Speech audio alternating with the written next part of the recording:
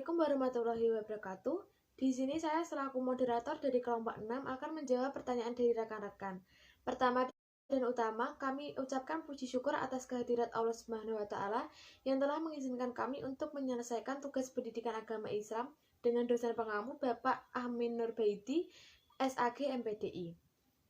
Dan juga kami ucapkan terima kasih kepada dosen pengampu atas bimbingan serta arahannya dan semua penanya. Mohon maaf karena keterbatasan waktu, maka kami tidak bisa menjawab pertanyaan dari rekan-rekan. Di sini saya ingin membacakan pertanyaan yang sudah saya rangkum sebanyak 10 pertanyaan dengan nama mahasiswa sebagai berikut.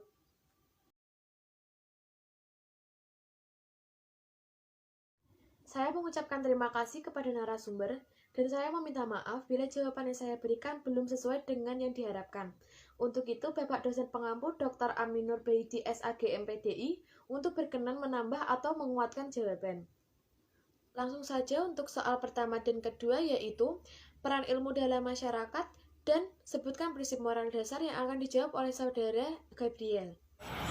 Ilmu memiliki peran strategis dalam memecahkan permasalahan-permasalahan dalam masyarakat, baik preventif, aplikatif, maupun prediktif. Tetapi hal tersebut dapat terjadi apabila ilmu melakukan kerjasama sinergis untuk saling mengisi. Prinsip moral dasar dibagi menjadi 5, yaitu 1. Prinsip sikap baik, 2. Prinsip tidak melakukan yang jahat atau merusak atau merugikan, 3. Prinsip melakukan yang baik, 4. Prinsip keadilan, dan 5. Prinsip otonomi.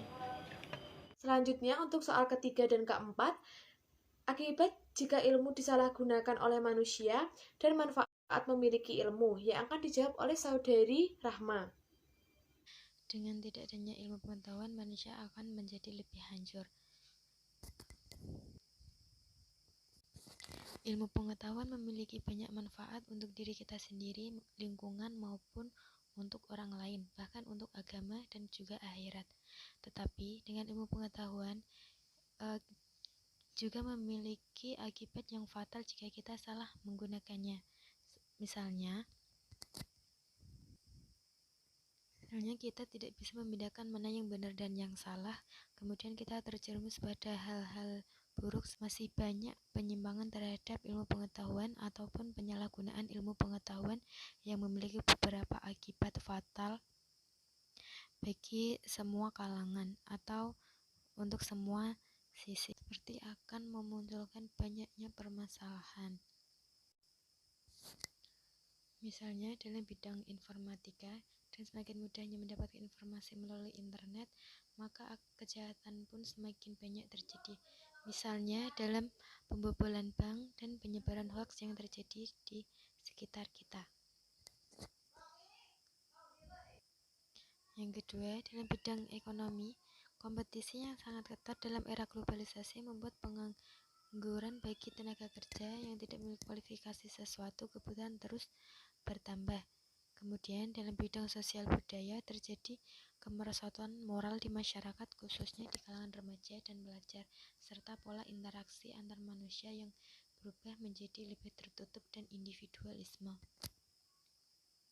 Kemudian dalam bidang lingkungan terjadi kerusakan lingkungan, misalnya akibat polusi udara, efek rumah kaca yang akan menyebabkan global warming.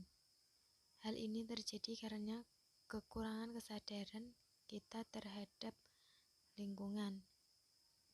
Padahal kita mengetahui apa yang akan diakibatkan dari beberapa hal tersebut. Jika hal tersebut masih sangat disepelekan. Akibat yang selanjutnya yaitu kita akan terjerumus pada riba. Seperti yang kita ketahui, riba merupakan perbuatan yang sangat haram untuk kita lakukan. Jika penyalahgunaan pengetahuan masih terus berjalan dan kita tidak dapat menyadari tentang akibat yang akan terjadi, maka kita akan mengalami kerugian seperti anggap remeh oleh orang lain, tidak adanya kepercayaan orang lain terhadap diri kita, dan akan memunculkan berbagai hal buruk pada diri kita.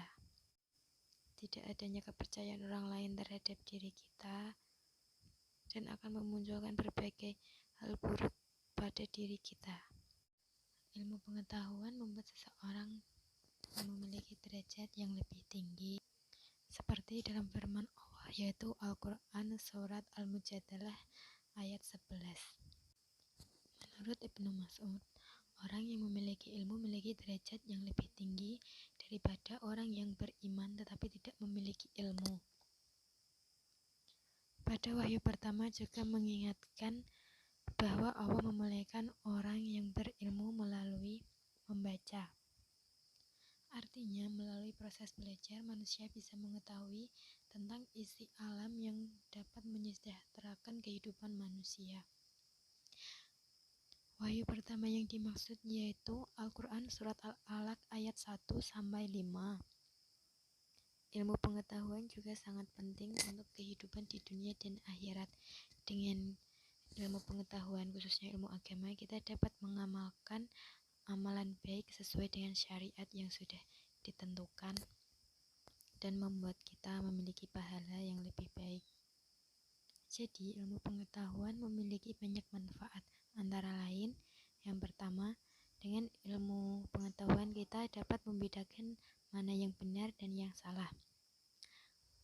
Artinya, orang yang berilmu akan memiliki landasan hidup yang kuat dan dia dapat melakukan apa yang ia anggap tepat dan benar. Yang kedua, yaitu ilmu pengetahuan bermanfaat hingga wafat. Artinya, tidak akan terputus ilmu pengetahuan kita yang kita miliki sampai kapanpun, walaupun dunia kita sudah berakhir. Dengan ilmu pengetahuan yang kita sampaikan atau kita tinggalkan, seseorang akan terkenal sampai kapanpun. Manfaat yang ketiga yaitu sarana menuju surga. Dengan pengetahuan dan yang ketiga yaitu sarana menuju surga. Dengan ilmu pengetahuan atau kebenaran, manusia akan berpikir normal dan pastinya akan berusaha semaksimal mungkin untuk menempatkan diri pada posisi yang benar dan menjauhi larangan agama. Manfaat yang keempat yaitu dapat meningkatkan derajat manusia. Artinya derajat atau tingkatan manusia akan lebih tinggi dengan ilmu pengetahuan yang ia miliki dan akan dipandang lebih baik di mata masyarakat. Kemudian manfaat yang terakhir yaitu ilmu pengetahuan menjadi hal yang paling berharga selain harta. Artinya dengan ilmu pengetahuan manusia mampu menjaga diri dan dengan ilmu pengetahuan kita dapat mendatangkan harta. Seperti misalnya kita dapat memiliki pekerjaan yang lebih baik. Berikutnya soal 5 dan ke-6.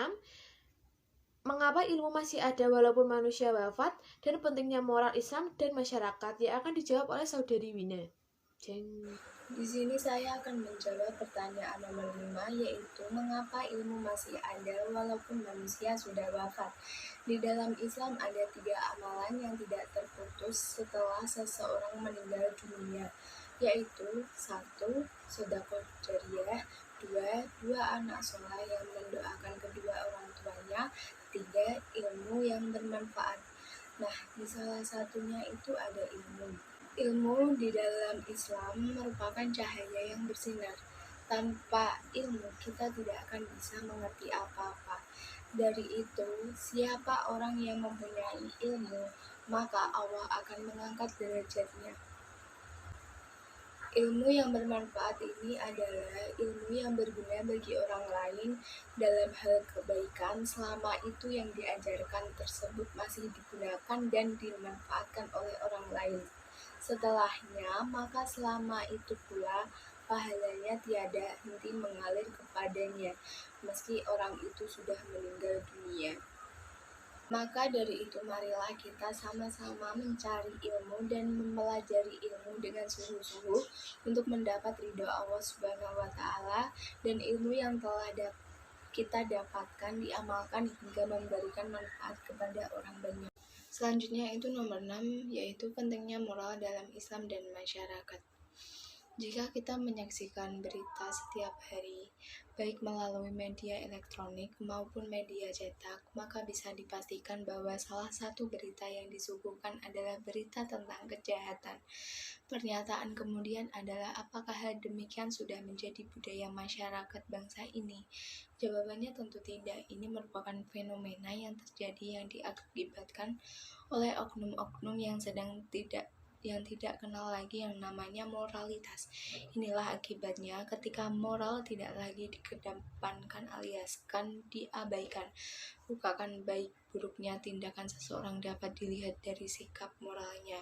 Ketika seseorang sudah tidak lagi mengedepankan moral ketika bertindak, maka bisa dipastikan ia akan melakukan tindakan kejahatan atau disebut dengan amoral. Jika hal demikian terjadi, maka efeknya tidak hanya dirasakan oleh oknum tersebut, akan tetapi juga dirasakan oleh orang-orang sekitarnya. Pentingnya moral dalam kehidupan manusia adalah manusia tidak bisa hidup semaunya sendiri, karena di dalam kehidupan bermasyarakat terdapat berbagai aturan di mana aturan tersebut sesuai dengan norma, nilai moral yang sesuai dengan kaidah yang berlaku, sehingga seseorang akan berperilaku sesuai dengan norma dan nilai-nilai moral yang berlaku tersebut. Moral dipandang sebagai ajaran-ajaran, wejangan-wejangan, khotbah-khotbah, patokan-patokan entah lisan atau tertulis tentang bagaimana ia harus bertindak, tentang bagaimana harus hidup dan bertindak agar ia menjadi manusia yang baik. Sumber langsung ajaran moral adalah orang-orang dalam berbagai kedudukan seperti orang tua dan guru, para pemuka masyarakat dan agama. Pentingnya pendidikan agama Islam dalam membentuk karakter harus dilakukan. Pada hakikatnya, moral merupakan sebuah usaha sadar dan terencana untuk mempersiapkan diri masing-masing dalam memahami, meyakini, menghayati, dan mengamalkan ajaran agama Islam, serta ilmu pengetahuan yang dimiliki melalui kegiatan pembimbingan, latihan, dan pengarahan. Hal tersebut dapat dilakukan melalui proses intelektual dan spiritual berlandaskan nilai-nilai ajaran agama Islam yang bersumber dari Al-Quran dan As-Sunnah untuk mencapai kehidupan hidup di dunia dan di akhirat. Dalam Islam, akhlak atau moral itu sendiri memiliki kedudukan yang amat tinggi, bahkan agama didefinisikan sebagai satu akhlak yang mulia. Dengan adanya moral, kita dapat mengontrol diri untuk terhindar dari perbuatan-perbuatan yang tidak terpuji. Seorang manusia pilihan yang memiliki nilai yang teramat mulia, yang tak akan ada satu orang pun yang mampu menyainginya. Selanjutnya untuk nomor 7 dan ke-8 yaitu tanggapan tentang anak muda yang terbuka melakukan kemaksiatan dan juga bagaimana dengan ilmu bisa membawa kita menuju surga, yang akan dijawab oleh saudari Titik. Tanggapan tentang anak muda yang terbuka melakukan kemaksiatan. Kemaksiatan yang sering terjadi di kalangan anak muda saat ini lebih menjurus pada pergaulan bebas. Penelitian tentang pergaulan bebas telah banyak diteliti, baik di tingkat nasional maupun internasional. Pergaulan bebas identik dengan pergaulan remaja yang menyimpang dan biasanya mengarah terhadap perbuatan seks. Di zaman yang semakin berkembang, semakin beragam pula tingkah laku serta masalah sosial yang terjadi di masyarakat, terutama masalah remaja. Perkembangan teknologi sekarang ini telah banyak memberi pengaruh buruk bagi remaja, sehingga menyebabkan terjadinya kenakalan remaja. Masa remaja merupakan masa di mana seorang individu mengalami peralihan dari satu tahap ke tahap berikutnya, dan mengalami perubahan baik emosi, tubuh, minat, pola perilaku, dan juga penuh dengan masalah-masalah. Pakar seks juga spesial obstetri dan ginekologi Boyke Dianugraha di Jakarta mengungkapkan, dari tahun ke tahun, data remaja yang melakukan hubungan seks bebas semakin meningkat. Dari sekitar 5% pada tahun 1980-an, menaik menjadi 20% pada tingkat 2000. Kisaran angka tersebut, kata Boyke, dikumpulkan dari berbagai penelitian di beberapa kota besar di Indonesia, seperti Jakarta, Surabaya, Palu, Banjarmasin, bahkan Pulau Sulawesi. Pada tahun 2000 lalu, tercatat remaja yang melakukan hubungan seks bebas mencapai 29,9%.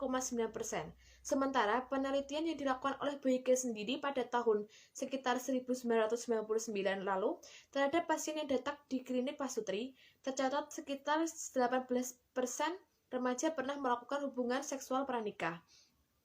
Kelompok remaja masuk pada penelitian tersebut rata-rata usia 17-21 tahun. Maka, bersekolah di tingkat sekolah lanjut tingkat atas atau SLTA atau mahasiswa. Namun beberapa kasus juga terjadi pada anak-anak yang duduk di tingkat sekolah menengah pertama. Permasalahan pergaulan bebas ini sudah merajalela baik di kalangan pelajar dengan alasan mulai dibilang gaul dan demi mencari kesenangan semata. Misalnya, fenomena pacaran di kalangan pelajar bukan hal asing lagi untuk dibicarakan, karena kita melihat fenomena berpacaran di mana saja, berpelukan, berpegangan, berdua-duaan, merokok, dan berminuman keras. Dahulu, orang yang berdua-duaan dianggap sebagai orang tidak memiliki rasa malu, apalagi sampai berpelukan dan berciuman, sangat ditentang oleh masyarakat. Faktor yang menyebabkan terjadi pergaulan bebas adalah pergeseran budaya, kurangnya perhatian orang tua, teman dekat, dan media. Dampak dari pergaulan bebas ini adalah dapat menurunnya prestasi di sekolah, putus sekolah, hingga hamil di luar nikah. Untuk soal ke-8 yaitu dengan ilmu dapat menuju surga. Menuntut ilmu adalah jalan menuju surga, adalah bagian dari ceramah agama dan kajian Islam ilmiah dengan pembahasan kitab keutamaan dan kemuliaan ilmu. Pembahasan ini disampaikan oleh Ustadz Abdullah Tasklim pada Kamis 4 Zulqa'dah 1441 Hijriah atau 25 Juni 2020 Masehi. Al-Imam Ibnul Qayyim membawakan hadis yang diriwayatkan oleh Imam Muslim dalam sahihnya dari sahabat Abu Hurairah radhiyallahu anhu. Beliau berkata bahwa Rasulullah Shallallahu alaihi wasallam telah bersabda, barang siapa yang menempuh suatu jalan mencari ilmu padanya, maka Allah akan memudahkan baginya untuk menempuh jalan menuju surga. Dan juga terdapat hadis lain yang diajarkan oleh Rasulullah Shallallahu alaihi wasallam kepada para sahabat radhiyallahu taala anhu ajmain. Di dalam hadis sahih riwayat Imam Bukhari, Rasulullah Shallallahu alaihi wasallam ketika berceramah di hadapan para sahabat, beliau mengatakan, hendaknya orang hadir di antara kamu menyampaikan kepada yang tidak hadir. Ini merupakan jalan menuntut ilmu. Maka belajar dari Rasulullah Shallallahu alaihi wasallam disampaikan kepada generasi yang datang setelahnya sampai di zaman kita. Inikah jalan menuntut ilmu? Inilah upaya agar menempuh jalan menuntut ilmu yang disebut di hadis yang dibalas oleh Allah, mudahkan bagi hamba ini jalan menuju surga. Maka, sebagaimana seorang hamba, dia menempuh jalan ketika menuntut ilmu, dia menempuh jalan untuk mencari kehidupan hatinya, untuk mencari sebab keselamatan dirinya dari kebinasaan. Ini dicari oleh penuntut ilmu. Niat ini adalah niat yang ikhlas dalam menuntut ilmu, untuk memperbaiki hatinya, menghidupkan hatinya, dan mencari sebab keselamatan. Karena banyak godaan-godaan yang menyimpang manusia dari jalan yang lurus. Karena jalan yang dipimpin oleh setan lebih banyak jumlahnya. Kita sudah diketahui hadis dan sahih dalam masalah ini, bahkan ayat Al-Quran menunjukkannya. Jalan keselamatan hanya satu, maka siapa yang menempuh jalan ini, berarti dia ingin menghidupkan hatinya, mencari sebab keselamatan diri dari kebinasaan. Ilmu kalau kita tempuh jalannya dengan niat yang ikhlas, maka itu merupakan sebab utama Allah akan memperjalankan kita menempuh jalan menuju surganya. Insya Allah nanti kita semakin banyak membaca keterangan dari berhubungan dengan masalah ini, bahwa ilmu adalah sebab yang membimbing manusia untuk menempuh jalan menuju surga. Artinya, di dalam perjalanan yang menuntut ilmu dia akan melakukan perbaikan-perbaikan dirinya, amal anggota badannya, atau amal hatinya. Dengan sebab itu, Allah dekatkan dia dengan jalan yang lurus yang akan menyampaikan dia kepada surganya, Allah Subhanahu wa Ta'ala. Dan yang terakhir, urutan ke-9 dan ke-10 yaitu tujuan pendidikan ilmu pengetahuan dan maksud proses intelektual dan spiritual yang akan dijawab oleh Saudara Indra Galuh. Saya ingin menjelaskan tentang tujuan ilmu pendidikan pengetahuan.